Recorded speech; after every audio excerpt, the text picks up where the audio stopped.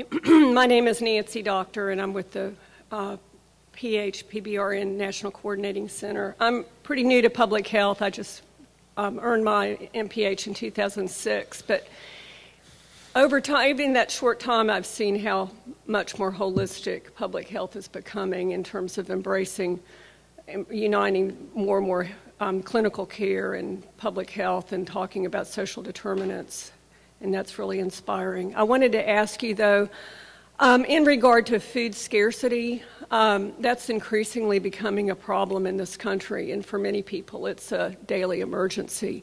And I wondered how much that is being built into emergency response. I've now grow a good portion of what I eat, but coming by those skills and building those systems is not done quickly.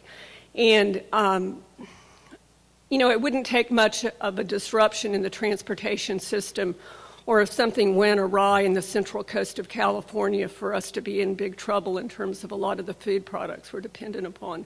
And I looked on the CDC website to see if there's a lot about that, and I didn't see very much. Thanks. Really great question. So one of the things that we think a lot about, and it's a great illustration of how complex our system is.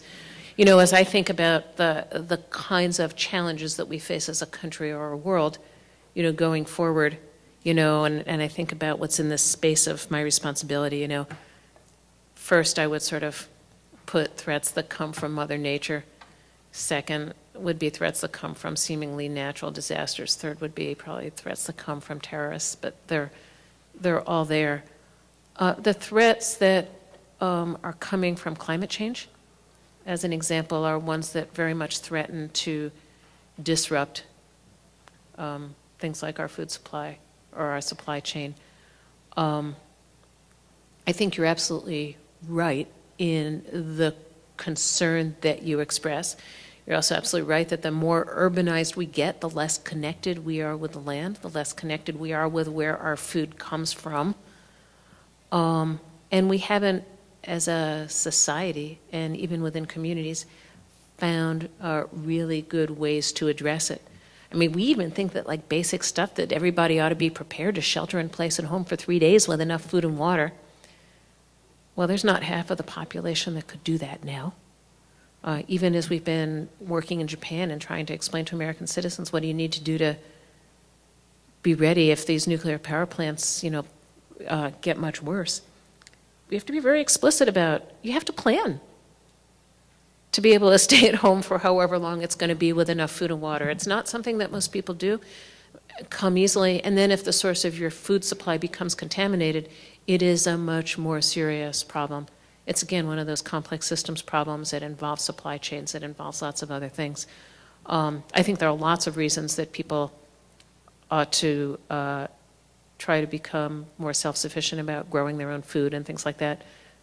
It's safer, it's better for you, it's better for the environment, it's lots of other things. It very much is linked to preparedness and resilience. But beyond that, I don't have a really great solution for you. I can just share a small anecdote. This clinic I practice in DC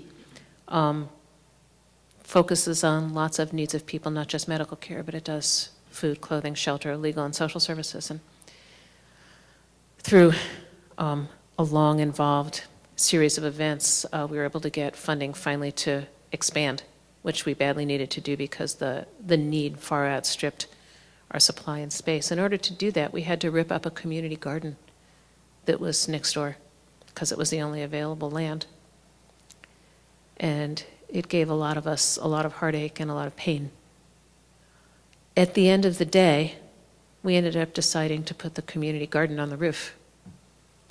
And next week we'll be sowing the first seeds for the first crop of vegetables that this community will grow in its rooftop while it tries to take care of a lot of the other issues. So there are a lot of different creative ways to get to where you want to get to, and a lot of times I think we continue to have a failure of imagination about how to do it. Good. Well, thanks.